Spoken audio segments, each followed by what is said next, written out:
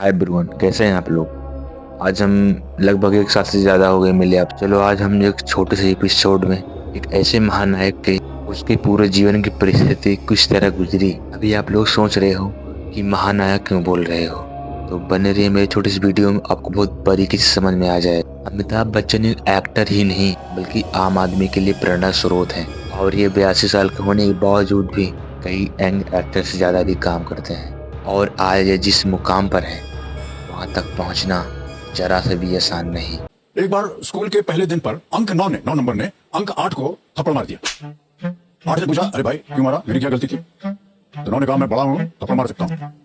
और अंक 9 की ये बात सुनते ही पूरी कक्षा में थप्पड़ों की जो बौछार थी वो शुरू हो गई। 8 ने 7 को मारा, 7 ने 6 को मारा, 6 ने 5 को मारा, और ऐसा करते करते जब 2 ने 1 को थप्पड़ मारा तो शून्य जो था ना, वो बेचारा समझ गया कि पड़ गया, तो दुबक के कोने में बैठ गया। शून्य को ऐसा कोने में दुबक बैठा हुआ देख करके 1 ने कहा, भैया तू क्यों डर मत, मैं तुझे नहीं मारने वाला हूं। वही कहती 1 जाकर के शून्य के बगल में बैठ गया। बगल में बैठने का मतलब क्या हुआ कि शून्य था वो हो गया 10, है ना। कल शून्य ने पूछा कि जहां सब अपने से छोटे को थप्पड़ मार रहे थे, आपने तो मुझे बड़ा बना दिया, ऐसा क्यों? तो 1 ने कहा, देखो भैया, बड़ा वो नहीं होता जो खुद को बड़ा जाने या माने, बड़ा वो होता है जो किसी दूसरे को बड़ा बना दे। समझो, इंसान अपने मोल, अपनी ताकत या अपनी उम्र से बड़ा नहीं होता। इंसान बड़ा होता है अपनी सोच से, इंसान बड़ा होता है। इन्होंने अपने जीवन में कई असफलताएं देखी हैं। जब अमिताभ बच्चन को कोई काम नहीं मिल रहा था, तब काम बोले तो उन्हें कोई डायरेक्टर अफोर्ड नहीं कर रहा था अपने फिल्म में काम करने का, AIR के पास गए। AIR जो रेडियो होता है उसके पास गए। कोलकाता के ऑल इंडिया रेडियो ने इन्हें रिजेक्ट कर दिया क्योंकि इनकी आवाज़ AIR के लिए परफेक्ट नहीं थी। एक टाइम ऐसा आ गया इन्हें अपनी रात सड़क पर गुजारनी पड़ी, क्योंकि जब ये मुंबई आए थे तब इनको रहने का ठिकाना नहीं था। इन्होंने एक इंटरव्यू में बताया था कि हमने कई रात मरीन ड्राइव के किनारे बितानी पड़ी थी। 1969 में इन्हें फिल्म 7 हिंदुस्तानी मिली। मौलाना मजरुल हक और जयप्रकाश नारायण की जाय पैदाइश बिहार से अनवर अली अनवर। इस फिल्म के बाद इन्हें रहने की व्यवस्था तो हो गई, परंतु फिल्म फ्लॉप हो गई। इसके बाद इन्हें कुछ फिल्में मिली पर वो चली नहीं। धीरे धीरे धीरे इन्हें काम मिलने में परेशानी होने लगी। अभी बताता हूँ क्यों। 1969 से लेकर 1933 तक इनकी 12 फिल्में फ्लॉप हुई और ये खुद को अनलकी मानकर डिप्रेस हो जाते थे, लेकिन हार नहीं मानी, फिर चल पड़ी और अमिताभ बच्चन की पॉपुलैरिटी धीरे धीरे बढ़ने लगी। फिर एक टाइम ऐसा आया कि ये मौत के मुंह से वापस आ गए। अचानक कूली की शूटिंग के दौरान इनके साथ ऐसा हादसा हुआ कि जान जाने से बची। एक फाइट सीन में इन्हें गंभीर चोट आ गई और कोमा में चले गए। माना जाता है कि इस घटना के दौरान इनका पुनर्जन्म होता है।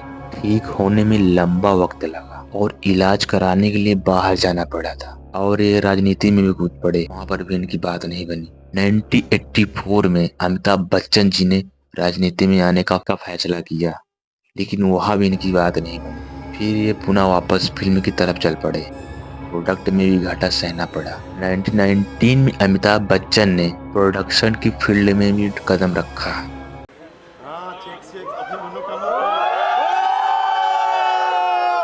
अभी नहीं अपना फर्स्ट सीडी चढ़ेगा तब, मतलब लास्ट वाला सीडी वाओ टचवुड।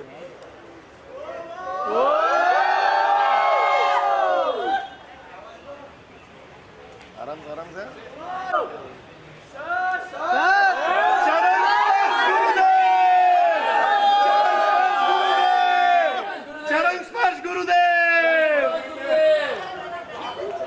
उन्होंने 1996 में अपना venture Amitabh Bachchan corporation limited खोला। 1919 से 2000 तक अमिताभ बच्चन ने फिर एक बुरा समय देखा। एक के बाद एक फ्लॉप के बाद फिल्मों में काम लगभग छोड़ने का निर्णय लिया। काम बस छोड़ने की स्थिति में आ गए थे। इन्हें धमकियां भी मिलने लगी थी। प्रोडक्शन हाउस की वजह से अमिताभ बच्चन बुरी तरह कर्ज में डूब गए थे।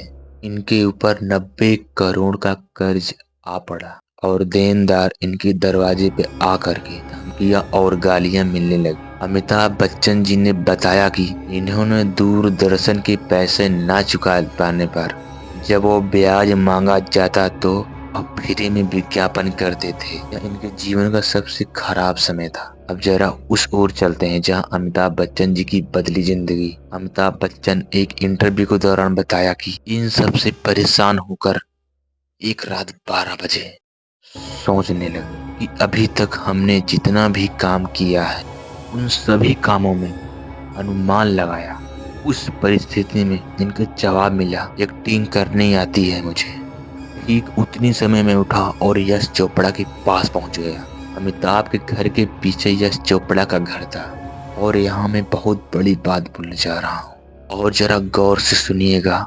ये क्वालिटी सबके अंदर नहीं होती है। अब जरा इमेजिन करो कि कोई व्यक्ति जीरो से शिखर तक जाता है और फिर वापस जीरो पे आ जाता है। उसके अंदर घमंड पैदा हो जाता है कि अभी तक मैं तो राजा था और मैं क्यों काम किसी से मांगूं। लगभग 90% लोग यही काम करेंगे। लेकिन अमिताभ बच्चन जी ने पुनः यश चोपड़ा से दरख्वास्त की कि मुझे काम की आवश्यकता है, मुझे काम चाहिए, मुझे फिल्म चाहिए। फिर इन्हें मोहब्बतें फिल्म में काम करने का मौका मिला और ये फिल्म चल पड़ी और वो पुनः फिर से शिखर तक पहुंच गए। और आज के समय में बड़े बड़े स्टेज शो में रजनीकांत जैसे एक्टर इनकी भरी महफिल में पैर छूते हैं। इसीलिए इन्हें महानायक कहा जाता है कि जो बंदा जीरो से शिखर तक जाता है और पुनः फिर जीरो तक आ जाता है, फिर पुनः शिखर पर जाता है, वो महानायक कहलाता है।